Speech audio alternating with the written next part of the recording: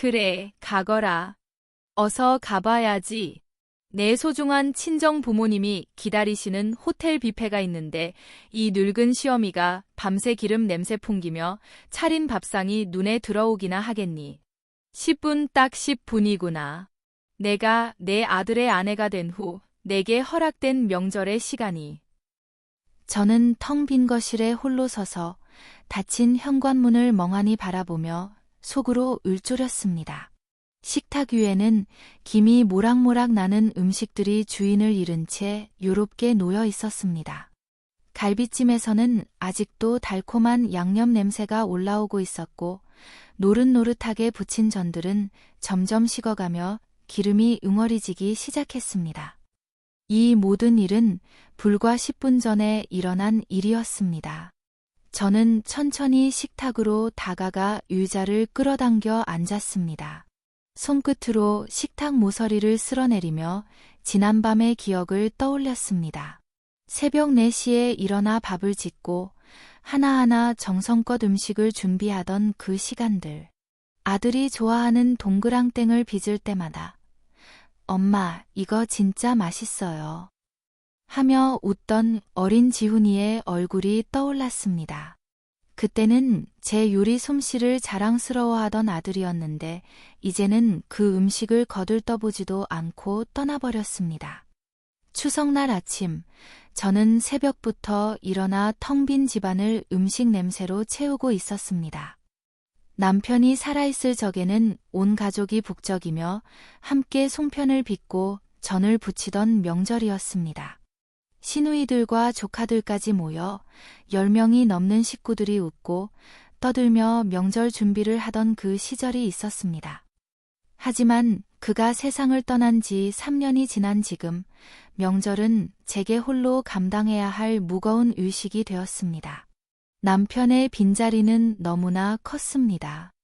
그는 항상 명절이면 제일 먼저 일어나 마당을 쓸고 여보, 오늘은 내가 설거지 담당이야 라며 소매를 걷어붙이던 사람이었습니다.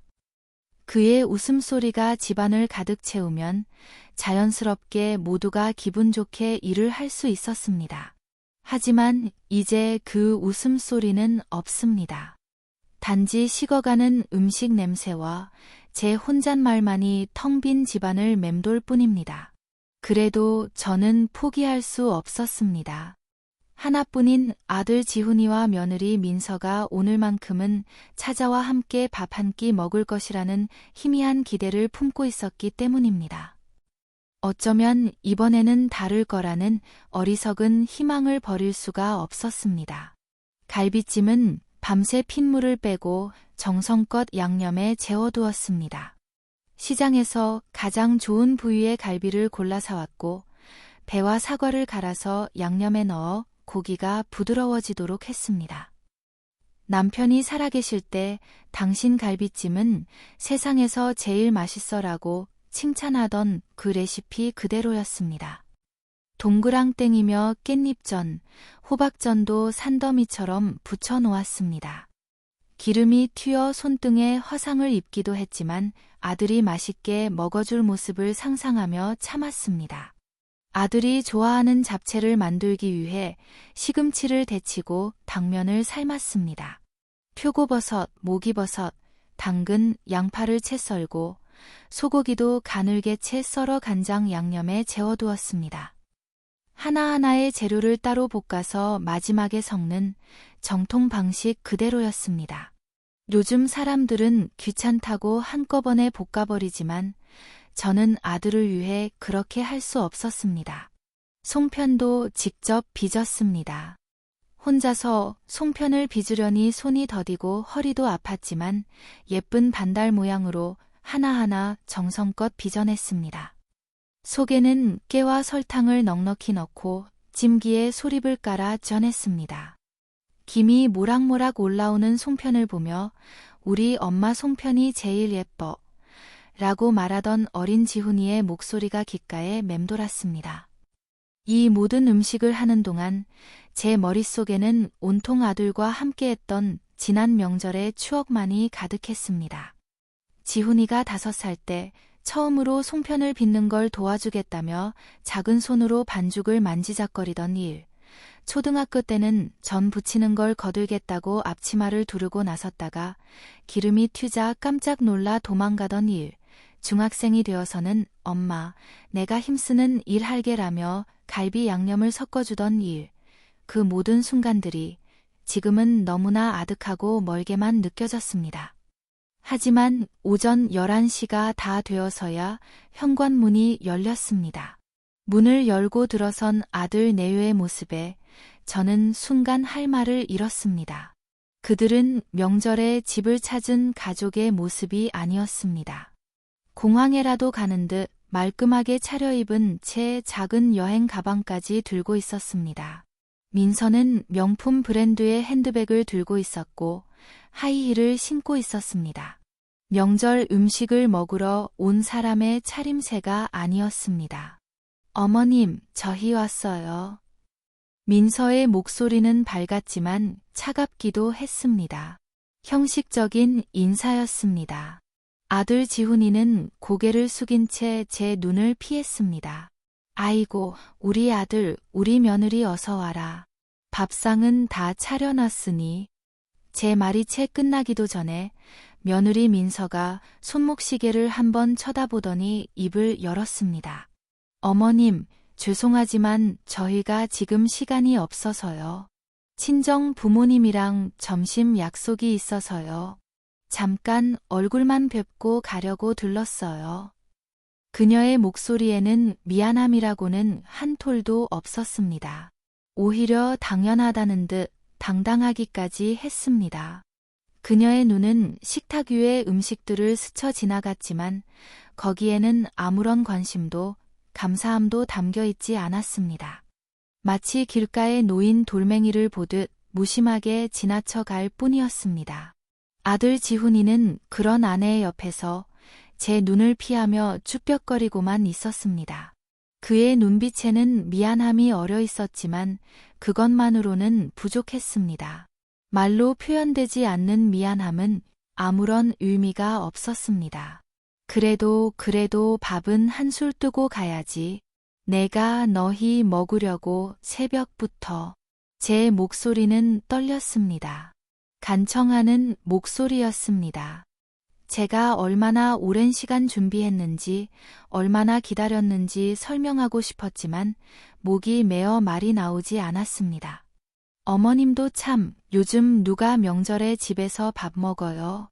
저희 친정은 아예 호텔 뷔페 예약해 놓으셨어요.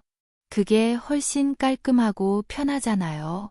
어머님도 다음부턴 그냥 저희한테 돈으로 받으세요. 이렇게 힘들게 준비 안 하셔도 돼요. 민서는 제 앞에 빳빳한 돈 봉투 하나를 내밀었습니다. 마치 자선이라도 베푸는 듯한 태도였습니다. 그녀의 손끝에서 제가 밤새 준비한 모든 정성이 하찮게 무시당하는 기분이 들었습니다. 돈 봉투. 그것이 그녀가 생각하는 효도의 전부였습니다. 저는 그 돈 봉투를 받지 않았습니다. 그저 멍하니 민서의 얼굴을 바라보았습니다. 그녀는 제 정성을 이해하지 못하는 걸까요? 음식에 담긴 마음을 읽지 못하는 걸까요? 돈으로 살 수 없는 것들이 세상에는 분명 있는데 그녀는 그것을 모르고 있었습니다. 그렇게 그들은 제가 밤새 차린 음식을 거들떠보지도 않은 채 소파에 잠시 앉아 유례적인 안부 몇 마디를 나누고는 자리에서 일어났습니다. 어머님, 요즘 건강은 어떠세요? 괜찮다. 날씨가 쌀쌀해지니까 감기 조심하세요. 그래. 저희는 요즘 회사 일이 너무 바빠서요. 자주 못 찾아뵙게 되네요. 그래 그러냐. 공허한 대화였습니다. 진심이 담기지 않은 말들이었습니다. 민서는 계속 시계를 확인했고 지훈이는 핸드폰만 들여다보았습니다. 저는 그들과 같은 공간에 있었지만 완전히 다른 세계에 있는 것만 같았습니다. 집에 머문 시간은 정확히 10분이었습니다. 제가 시계를 확인했을 때 분침은 정확히 10분을 가리키고 있었습니다. 10분. 제가 밤새 준비한 시간은 좋기 8시간이 넘었는데 그들이 제게 준 시간은 단 10분이었습니다. 어머님, 그럼 저희는 이제 가볼게요. 명절 잘 보내세요. 그래, 너희도 잘 보내거라. 현관문이 닫히는 소리가 너무나 크게 들렸습니다. 그 소리는 마치 제 가슴에 박히는 못 같았습니다. 저는 한참을 그 자리에 서서 닫힌 문만 바라보았습니다. 그렇게 닫힌 현관문을 바라보며 제 마음속에서 무언가 단단히 결심이 섰습니다. 이것은 더 이상 제가 참아내야 할 문제가 아니라는 것을, 저는 더 이상 이렇게 살 수 없다는 것을, 제 인생의 주인은 저여야 한다는 것을. 아들 내외가 떠난 뒤 저는 텅 빈 집에 홀로 남아 식어버린 명절 음식을 바라보았습니다. 갈비찜의 윤기는 사라지고 전들은 굳어가고 있었습니다. 송편은 차가워져 딱딱해졌습니다. 이 모든 음식들이 제 마음처럼 식어가고 있었습니다. 눈물이 왈칵 쏟아졌지만 저는 울지 않았습니다. 아니, 울 수가 없었습니다. 이미 너무 많이 울어서 더 이상 눈물도 나오지 않았습니다. 대신 조용히 수화기를 들었습니다. 남편의 오랜 친구이자 윤퇴한 변호사인 박영준 변호사에게 전화를 걸었습니다. 변호사님, 저 정혜예요. 부탁드릴 것이 있습니다. 전화기 너머로 박 변호사님의 놀란 목소리가 들려왔습니다. 명절날 전화를 받는 것도 유야했겠지만 무엇보다 제 목소리가 평소와 달랐기 때문이었을 것입니다. 형수님, 무슨 일이십니까? 목소리가. 변호사님, 제가 결심을 했습니다. 더 이상은 못 참겠습니다. 일단 진정하시고 천천히 말씀해 주세요. 무슨 일이 있으셨습니까? 저는 오늘 있었던 일을, 그리고 지난 3년간 있었던 모든 일들을 조리 있게 설명했습니다. 박 변호사님은 중간중간 한숨을 내쉬며 제 이야기를 들어주었습니다. 돌이켜보면 모든 것이 제 잘못이었습니다. 3년 전 남편이 세상을 떠나고 홀로 남겨진 제게 아들 내에는 함께 살자고 제안했습니다. 어머님, 혼자 계시면 저희가 너무 걱정돼요. 저희랑 같이 살아요. 평생 행복하게 모실게요. 그때 민서의 눈빛은 따뜻했습니다. 아니, 적어도 저는 그렇게 믿고 싶었습니다. 남편을 잃고 세상이 무너진 것 같던 그때 아들의 그 말은 제게 한 줄기 빛이었습니다. 엄마, 우리 셋이 함께 살면 얼마나 좋아요. 엄마가 외로우실까 봐 제가 얼마나 걱정했는지 몰라요. 지훈이의 목소리는 간절했습니다. 저는 그 간절함이 진심이라고 믿었습니다. 아들이 저를 걱정한다는 것, 곁에 두고 싶어 한다는 것이 그저 감사했습니다. 저는 그 말을 철석같이 믿었습니다. 그리고 제가 평생 남편과 함께 일궈온 이 집의 명의를, 세금을 아낄 수 있다는 아들의 설득에 못 이겨 며느리인 민서의 이름으로 이전해 주었습니다. 어머님, 이렇게 하면 나중에 상속세도 안 나오고 증여세도 훨씬 적게 나와요. 제 명의로 하면 나중에 세금 폭탄 맞을 수 있어요.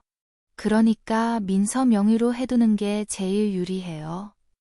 지훈이는 온갖 세법을 들먹이며 저를 설득했습니다. 저는 그런 복잡한 세금 이야기를 잘 알지 못했습니다. 그저 아들이 하는 말이니 믿을 수밖에 없었습니다. 근데 얘 내 명의가 아니고 민서 명의로 해야 하는 거니? 엄마, 제가 지금 회사에서 승진 앞두고 있잖아요. 제 명의로 재산이 많으면 나중에 문제가 될 수 있어요. 요즘은 다 이렇게 해요. 그 말을 듣고도 저는 의심하지 않았습니다. 아들이 거짓말을 할 리 없다고 믿었으니까요. 그들은 제게 평생 모시겠다는 각서까지 써주며 저를 안심시켰습니다. 그 각서를 쓸 때 민서는 환하게 웃으며 말했습니다. 어머님, 이런 거 쓰는 게 오히려 서운하네요. 저희가 당연히 평생 모실 건데. 그래도 어머님이 안심하시라고 쓸게요. 그녀의 그 웃음이 지금 생각하면 얼마나 가식적이었는지 모릅니다. 하지만 그때의 저는 알지 못했습니다. 사람의 마음이 이렇게 쉽게 변할 수 있다는 것을. 하지만 명의가 이전되자마자 그들의 태도는 돌변했습니다. 등기소에서 나온 바로 그날부터였습니다. 집으로 돌아오는 차 안에서 민서의 말투가 달라졌습니다. 어머님, 이제 이 집 제 명의니까 집안 정리 좀 해야겠어요. 너무 낡은 가구들은 다 버리고 새로 사야겠어요. 그때부터였습니다. 따뜻했던 밥상은 식은 밥으로 변했습니다. 예전에는 저녁마다 따끈한 밥과 국을 차려주던 민서가 이제는 어머님, 전자레인지에 데워드릴게요 라며 냉장고에서 며칠 묵은 반찬을 꺼내 주었습니다. 다정했던 목소리는 가시 돋친 구박으로 바뀌었습니다. 어머님, 방에 계시면 안 돼요? 어머님, 저희 친구들 오는데 좀 피해 주실 수 있으세요? 어머님, 그 옷 좀 버리세요. 너무 촌스러워요. 저는 제 집에서 눈칫밥을 먹는 식모와 다름없는 존재가 되어버렸습니다. 아침에 일어나면 눈치를 보고, 화장실 가는 것도 눈치를 보고, TV를 보는 것도 눈치를 봐야 했습니다. 제 집인데도 저는 마치 남의 집에 얹혀 사는 사람처럼 조심조심 살아야 했습니다. 아들은 아내의 등 뒤에 숨어 이 모든 것을 외면했습니다. 가끔 제 방에 몰래 찾아와서는 엄마, 미안해. 조금만 참아줘 라고 속삭였지만 그것은 아무런 위로가 되지 못했습니다. 말만으로는 아무것도 바뀌지 않았습니다. 며느리의 구박은 날이 갈수록 심해졌습니다. 그녀는 제 친구들이 집에 오는 것을 막았고 제가 경로당에 가는 것조차 품격 떨어진다며 못마땅해 했습니다. 어머님, 경로당은 좀 그렇지 않으세요? 저희 집 수준이 있는데 동네 사람들이 뭐라고 하겠어요. 저 집 시어머니는 경로당 다니더라 이러면 우리 체면이 말이 아니에요. 민서의 논리는 황당했지만 저는 따를 수밖에 없었습니다. 제 집이 아니었으니까요. 아니, 법적으로는 제 집이 아니게 되었으니까요. 저는 이 집에서 철저히 고립되었습니다. 친구들에게 전화할 때도 눈치를 봐야 했고 요출할 때도 허락을 받아야 했습니다. 마치 주인처럼 살아야 했습니다. 어머님, 거실 청소 좀 제대로 하세요. 먼지 날리잖아요. 어머님, TV 소리 좀 줄이세요. 시끄러워서 머리 아파요. 어머님, 그 냄새나는 된장찌개 좀 그만 끓이시면 안 돼요? 집에 그 냄새 배요. 저는 숨조차 제대로 쉴 수 없었습니다. 제가 좋아하던 된장찌개도 끓일 수 없게 되었습니다. 평생 해 먹던 음식인데 이제는 그것조차 허락받아야 했습니다. 어느 날은 제가 예전에 쓰던 식기를 꺼내 쓰다가 민서에게 혼났습니다. 어머님, 이거 제가 새로 산 식기 있는데 왜 이런 낡은 걸 쓰세요? 이거 다 버리라고 했잖아요. 그 식기들은 남편과 함께 쓰던 것들이었습니다. 결혼 30주년 기념으로 함께 고른 것들이었습니다. 하지만 민서에게 그것은 그냥 낡은 것일 뿐이었습니다. 이건 내가 남편이랑. 어머님, 과거에 집착하지 마세요. 이제 새 출발하셔야죠. 낡은 것들은 다 버리고 새 것 쓰세요. 그녀는 제 추억마저 낡은 것으로 치부했습니다. 저는 그날 몰래 방에서 울었습니다. 아들은 가끔 제게 다가와 미안하다고 조금만 참아달라고 속삭였지만 그는 결코 아내의 앞에서 제 편을 들어주지 않았습니다. 어느 날 저녁 제가 참다 못해 아들에게 말했습니다. 지훈아, 엄마가 너무 힘들다. 너라도 좀 말해줄 수 없겠니? 엄마 미안해. 민서가 요즘 스트레스가 많아서 그래. 조금만 참아줘. 언제까지 참아야 하니? 엄마는 내 집에서 종처럼 살고 있어. 엄마, 그렇게까지 말하지 마. 민서도 나름 힘든 거야. 아들은 결국 아내의 편만 들었습니다. 저는 그날 제 아들을 잃었다는 생각이 들었습니다. 그리고 오늘 10분짜리 추석은 제 인내심의 마지막 지푸라기를 끊어버리고 말았습니다. 더 이상은 참을 수 없었습니다. 더 이상은 이렇게 살 수 없었습니다. 다음 날 저는 박 변호사님의 사무실을 찾아갔습니다. 사무실은 시내 한복판의 오래된 건물 3층에 있었습니다. 낡은 계단을 올라가며 저는 가슴이 두근거렸습니다. 이것이 정말 옳은 일인지, 제가 너무 이기적인 것은 아닌지 수없이 자문했습니다.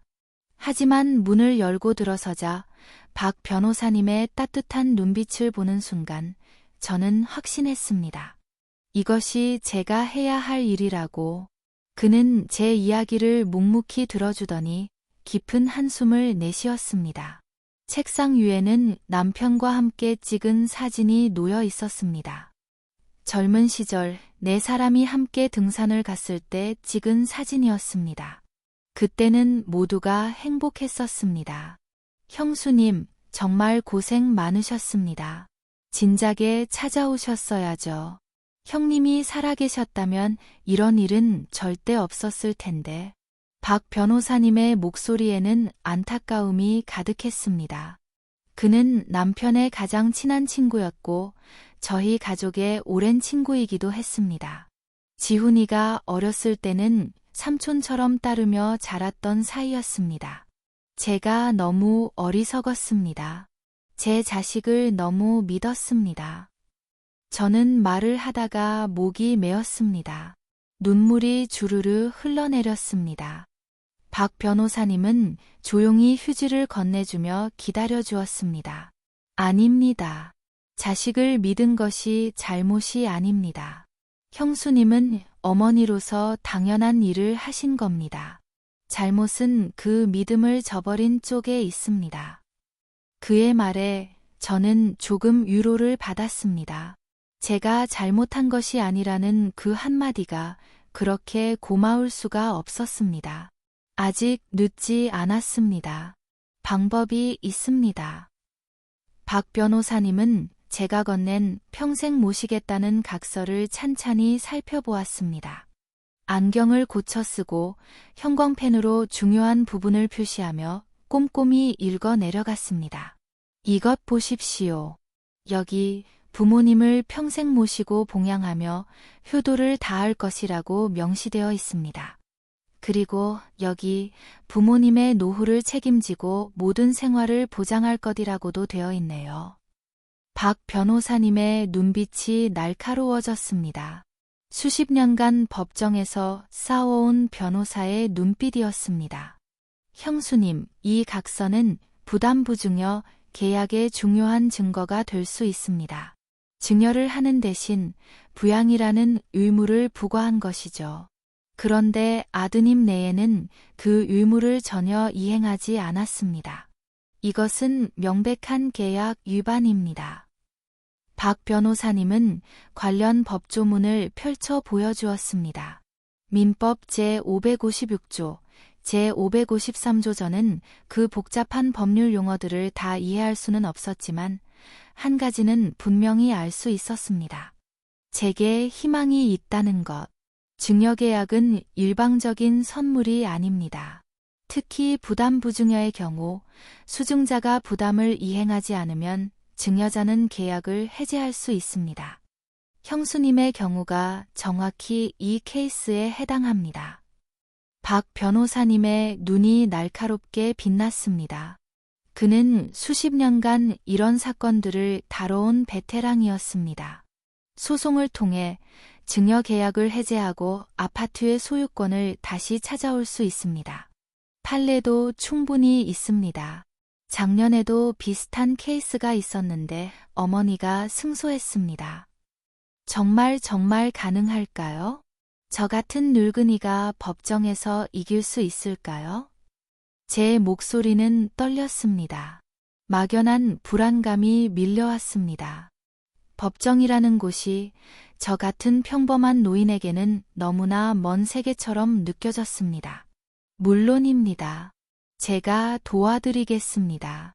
형님과의 우정을 생각해서라도 제가 반드시 형수님의 권리를 되찾아 드리겠습니다. 박 변호사님의 목소리에는 강한 확신이 담겨 있었습니다. 대신 지금부터는 철저하게 증거를 모으셔야 합니다. 그들이 형수님을 어떻게 대했는지 녹음도 하시고 일기도 쓰십시오. 증인이 되어줄 이웃이 있다면 더 좋습니다. 메시지, 카카오톡, 모든 대화 기록을 보관하세요. 박 변호사님은 작은 녹음기를 하나 꺼내주었습니다. 이것을 가지고 계세요. 며느리가 형수님께 하는 말들을 녹음하세요. 불법이 아닙니다. 본인이 당사자인 대화는 녹음할 수 있습니다. 이것이 나중에 중요한 증거가 됩니다. 저는 그 작은 녹음기를 손에 쥐었습니다. 그것이 묘하게 무겁게 느껴졌습니다. 제 아들과 며느리를 상대로 증거를 모은다는 것이 마음이 편치만은 않았습니다. 형수님, 주저하지 마십시오. 이것은 형수님의 정당한 권리를 찾는 일입니다. 잘못한 것은 형수님이 아니라 그들입니다. 박 변호사님은 제 마음을 읽은 듯 단호하게 말했습니다. 저는 그날부터 제 인생을 되찾기 위한 싸움을 시작했습니다. 집으로 돌아오는 버스 안에서 저는 창밖을 바라보며 생각했습니다. 이것이 정말 옳은 일인지, 하지만 동시에 더 이상 이렇게 살 수는 없다는 것도 알고 있었습니다. 저는 박 변호사님의 조언대로 며느리의 모든 구박과 모욕을 녹음하기 시작했습니다. 카디건 주머니에 작은 녹음기를 넣고 다니며 민서가 저에게 무언가를 말할 때마다 몰래 녹음 버튼을 눌렀습니다. 어머님, 또 거실에 머리카락 떨어져 있네요. 청소 좀 제대로 하세요. 어머님, 그 옷은 좀 버리시면 안 돼요? 너무 촌스러워서 저희 창피해요. 어머님, 저희 친구들 올 때는 방에 계세요. 보기 안 좋으니까. 하나하나가 날카로운 가시 같은 말들이었습니다. 녹음을 하면서도 저는 가슴이 아팠습니다. 이것이 제 며느리가 저에게 하는 말이라는 것이 믿기지 않았습니다. 그리고 매일 밤 일기를 썼습니다. 제가 먹었던 식은 밥, 들어야 했던 가시 돋친 말들, 그리고 홀로 흘렸던 눈물까지 모든 것을 기록했습니다. 2024년 9월 18일. 오늘 점심은 3일 전에 끓인 된장찌개와 식은 밥이었다. 민서는 자기들은 밖에서 먹고 온다며 나가버렸다. 혼자 먹는 밥이 왜 이렇게 목에 안 넘어가는지.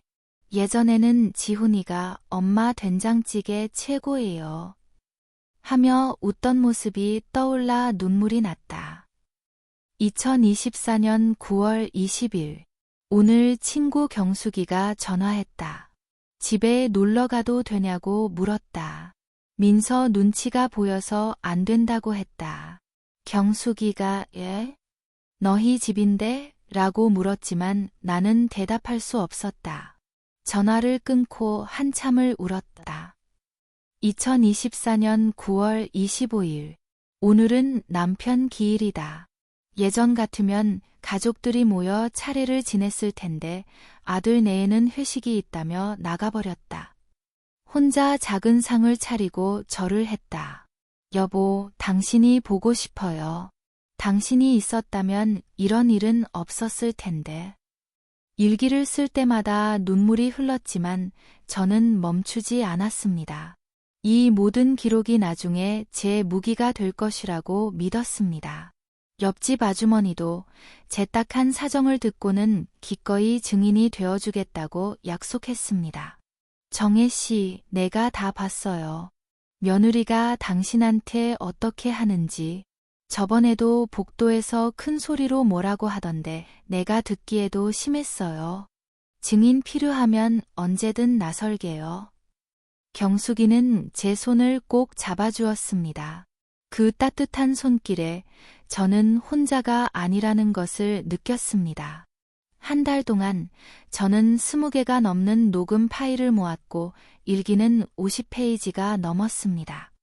카카오톡 대화도 캡처해 두었고 명절날 10분 만에 돌아간 것도 현관 CCTV 기록으로 남아 있었습니다.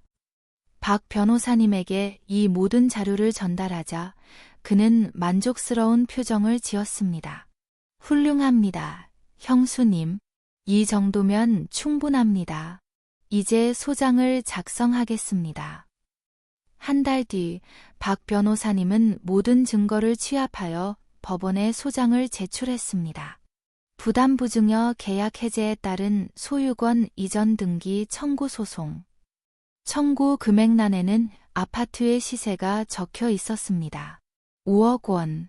소장을 받은 아들 내에는 그날 저녁 집으로 찾아와 난리를 쳤습니다.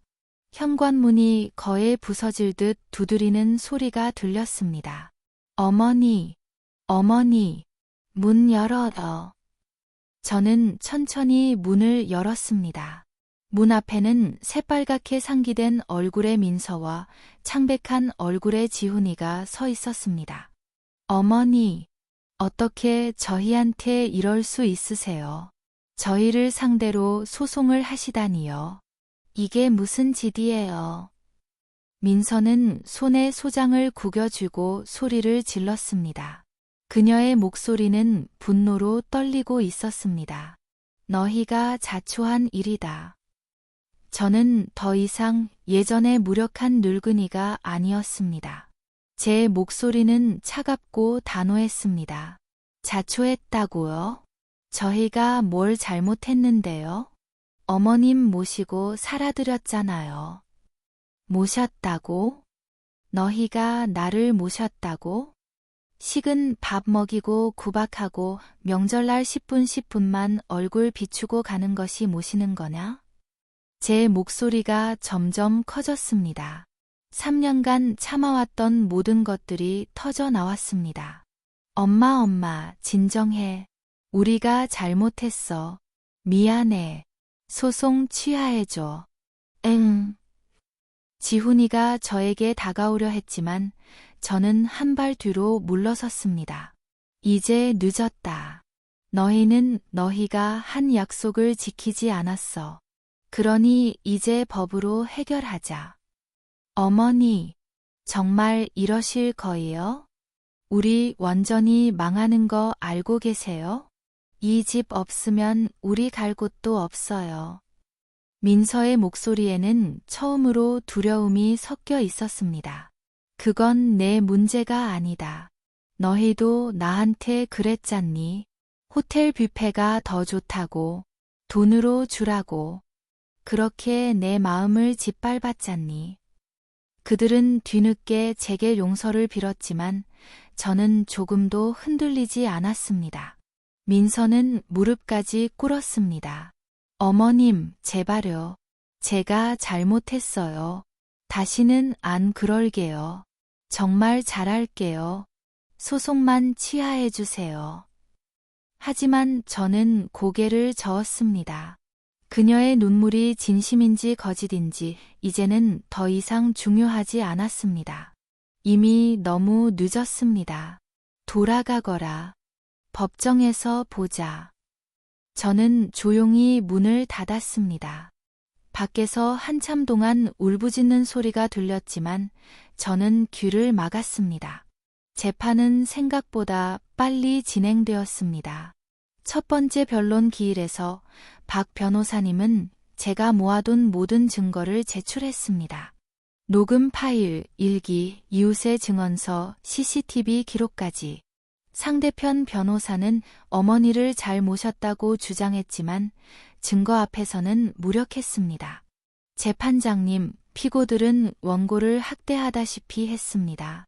이 녹음을 들어보십시오. 법정에 민서의 목소리가 울려 퍼졌습니다.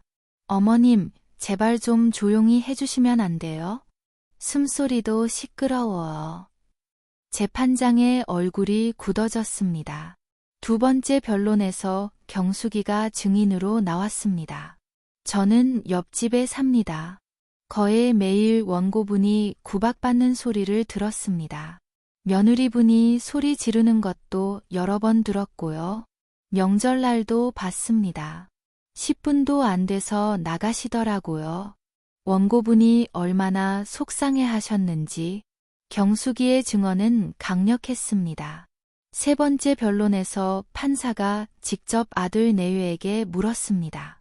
피고들은 원고와 함께 얼마나 시간을 보냈습니까? 구체적으로 말씀해 보세요. 지훈이와 민서는 대답하지 못했습니다. 그들도 알고 있었습니다. 자신들이 얼마나 형편없이 행동했는지. 제가 모아둔 증거는 차고 넘쳤고 판사는 제 손을 들어주었습니다. 부담부증여 계약의 수증자가 부담을 이행하지 않은 것이 명백하므로 원고의 청구를 인용한다. 피고는 원고에게 이 판결 확정일로부터 7일 이내에 이 사건 아파트에 관하여 증여를 원인으로 한 소유권 이전 등기의 말소 등기 절차를 이행하라. 판결이 낭독되는 동안 저는 눈을 감고 있었습니다. 드디어 제 집을 되찾는 것입니다. 판결이 확정되고 아파트의 소유권은 다시 제 이름으로 돌아왔습니다. 법원에서 새로운 등기부등본을 받아들었을 때 저는 울컥했습니다. 소유자 이정혜. 제 이름이 다시 그곳에 있었습니다.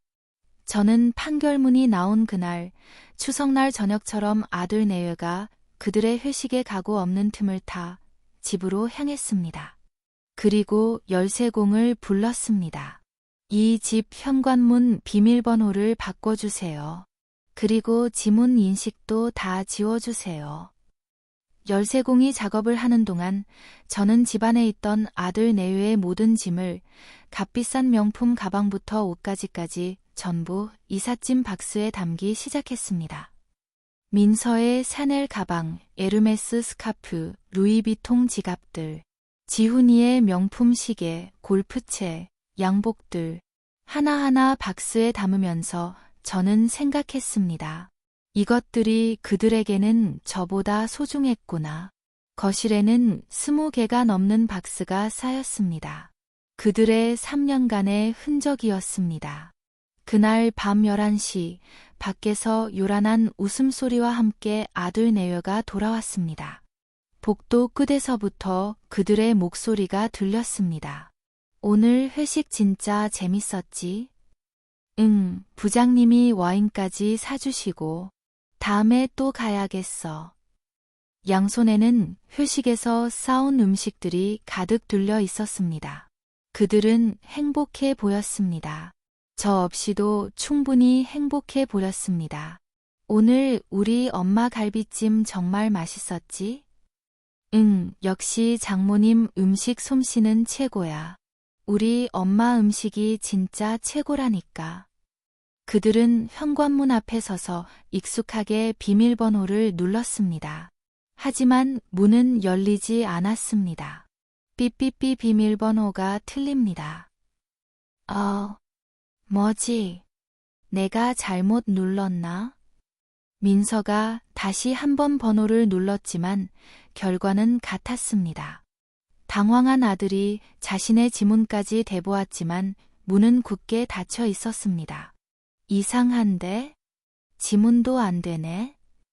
어머니가 또 뭘 잘못 만지셨나? 아, 진짜. 전화해봐. 그들의 얼굴에 떠오른 당혹감과 불안감을 저는 인터폰 화면으로 똑똑히 지켜보고 있었습니다. 저는 소파에 편안하게 앉아 따뜻한 차를 마시며 그들을 지켜보았습니다. 초인종이 울렸습니다. 딩동, 딩동, 딩동. 계속해서 누구세요? 인터폰 너머로 들려오는 제 목소리에 아들 내에는 소스라치게 놀랐습니다. 엄마, 엄마, 안에 있었어? 문 좀 열어봐. 비밀번호가 얘 이러지? 지문도 안 돼. 누구시라고요? 저는 당신들을 모르는데요. 제 목소리는 차갑고 낯설었습니다. 마치 정말로 모르는 사람에게 하는 말투였습니다. 어머니, 저 민서예요. 장난치지 마시고 문 좀 열어주세요. 우리 들어가야죠. 민서의 목소리가 점점 날카로워졌습니다. 처음에는 당황, 그 다음은 짜증, 그리고 이제는 분노가 섞이기 시작했습니다. 저는 차갑게 대답했습니다. 여기는 이제 당신들 집이 아니란다. 법원에서 판결이 나왔어. 이 집은 다시 내 집이 되었다. 너희는 너희가 나에게 했던 약속을 지키지 않았으니 이 집에 살 자격이 없다. 잠시 정적이 흘렀습니다. 그들은 제 말을 이해하지 못하는 것 같았습니다. 뭐라고요? 무슨 소리예요?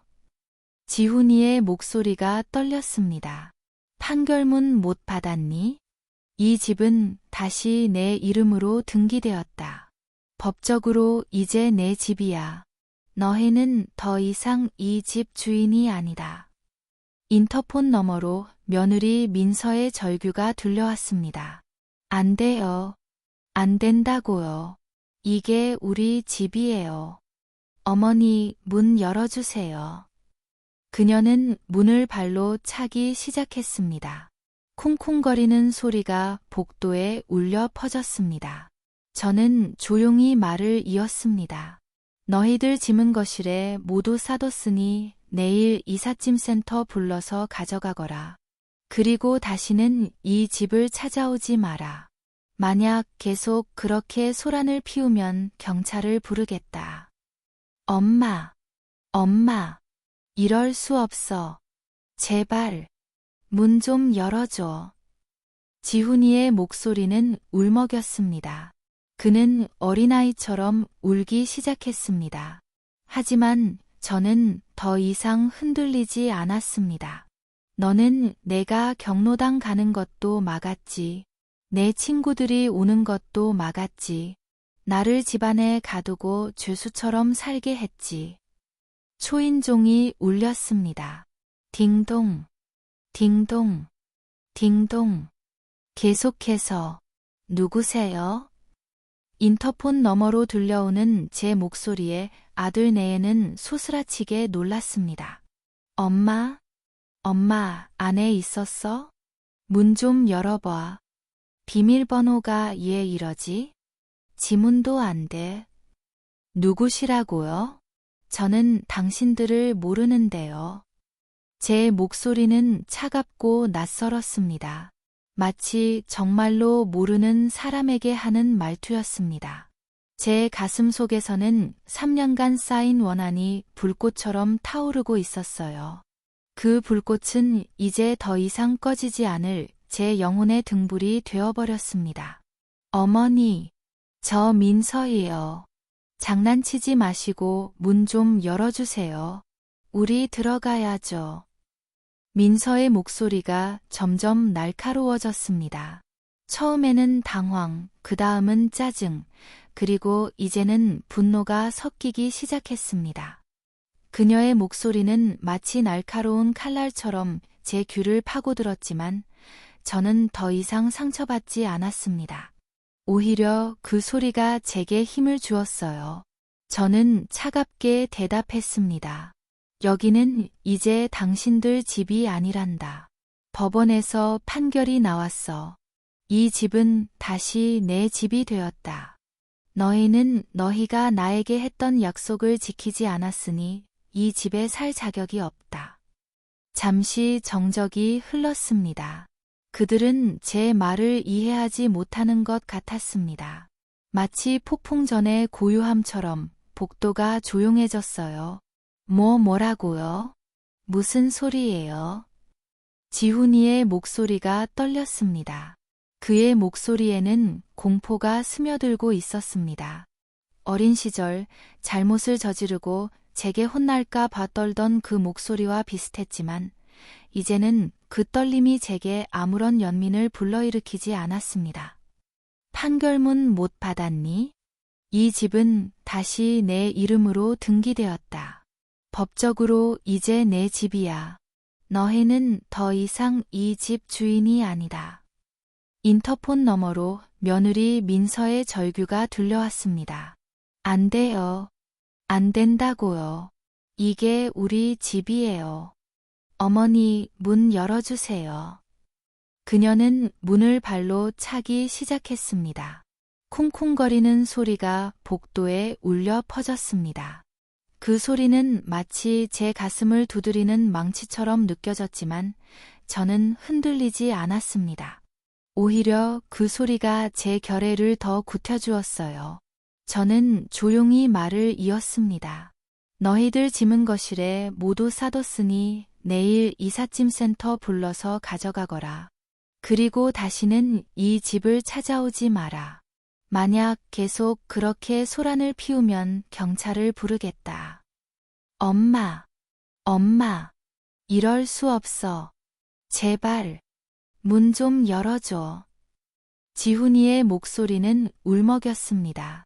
그는 어린아이처럼 울기 시작했습니다. 그 울음소리는 제 가슴을 파고들었지만 저는 눈을 감았습니다. 이제 늦었어. 너희가 나를 이렇게 만든 거야. 제 마음속에서 그 목소리가 메아리 쳤습니다. 민서의 목소리가 다시 들려왔습니다.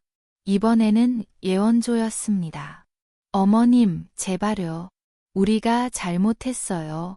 다 잘못했어요. 용서해 주세요. 문 열어주시면 우리가 다시 잘할게요. 평생 모실게요. 제발.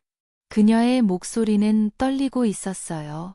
마치 가을 바람에 흔들리는 낙엽처럼 그녀의 태도는 완전히 무너져 있었습니다. 하지만 그 예언은 제게 빈 메아리처럼 들릴 뿐이었습니다. 3년간의 구박과 무시, 명절날의 10분짜리 방문, 식은 밥과 차가운 말들 그 모든 것이 제 마음을 돌처럼 굽혀버렸습니다. 너희는 이미 나를 버렸어. 이제 가거라. 너희들 인생은 너희들이 알아서 살아라. 저는 인터폰을 끊었습니다. 밖에서 한참 동안 울부짖는 소리가 들렸지만 저는 귀를 막았습니다. 그 소리는 점점 멀어져 갔고 마침내 복도는 다시 고요해졌습니다. 마치 폭풍이 지나간 후의 고요함처럼 제 집은 이제 진정한 평화를 되찾았습니다. 그날 밤 저는 홀로 거실에 앉아 창밖을 바라보았습니다. 달이 밝게 빛나고 있었습니다. 추석날의 그 달과 같은 달이었지만 이제 제 마음은 더 이상 유롭지 않았습니다. 제 집, 제 공간, 제 인생, 모든 것이 다시 제 것이 되었습니다. 제 15장, 새벽의 청소, 추가 장면. 새벽이 되자 저는 일찍 일어나 집안을 청소하기 시작했습니다. 아들 내외의 흔적을 지우기 위해서였습니다. 민서의 화장대 위에 놓인 화장품들을 치우고 지훈이의 옷장 속 옷들을 마지막으로 박스에 넣었습니다. 각 물건을 만질 때마다 과거의 추억이 스쳤지만 이제는 그 추억이 제게 상처가 되지 않았습니다. 오히려 그것들을 치우는 행위가 제게 해방감을 주었어요. 마치 오래된 먼지를 털어내는 것처럼 제 마음도 가벼워졌습니다. 청소를 마치고 저는 남편의 영정사진 앞에 섰습니다. 여보, 이제 나 혼자서도 잘할게요. 당신이 지켜봐 주세요. 제 속삭임은 집안에 조용히 퍼졌습니다. 그 순간 제 가슴에 따뜻한 바람이 스쳤습니다. 마치 남편이 제 어깨를 토닥이는 듯한 느낌이었습니다. 이 청소는 제게 새로운 시작의 의식처럼 느껴졌습니다. 텅 빈 집이 더 이상 외로움이 아니라 자유의 공간이 되었습니다. 제 11장 새로운 명절. 몇 달 후 또 다른 명절이 다가왔습니다. 이번에는 설날이었습니다. 예전 같으면 또다시 음식을 차리고 아들 내려를 기다렸을 테지만 이제는 달랐습니다. 저는 더 이상 기다리지 않았습니다. 대신 옆집 경숙이와 함께 작은 모임을 계획했습니다. 정혜 씨, 올해는 우리 둘이서 재미있게 보내요. 내가 떡국 끓여올게요. 경숙이의 제안에 저는 웃으며 고개를 끄덕였습니다. 우리는 각자 음식을 조금씩 준비해 제 집에서 함께 먹기로 했습니다. 갈비찜, 전, 송편 예전처럼 정성껏 만들었지만 이번에는 제 자신을 위한 것이었습니다. 명절 당일 경숙이가 문을 두드렸습니다. 그녀의 손에는 따뜻한 떡국이 담긴 그릇이 들려 있었습니다. 정혜 씨, 새해 복 많이 받아요. 경숙 씨도요. 들어오세요. 우리는 식탁에 앉아 웃으며 음식을 나누었습니다. 대화는 끊이지 않았습니다. 옛날 이야기, 동네 소문, 미래 계획 그 모든 것이 제게 기쁨이 되었습니다. 정혜 씨, 이제 정말 자유로워 보이네. 그 소송 이겨서 다행이야. 경숙이의 말에 저는 미소 지었습니다. 네, 이제 제 인생이에요. 더 이상 눈치 보지 않고 살 거예요. 그날 제 집은 웃음소리로 가득 찼습니다. 텅 빈 집이 아니었습니다.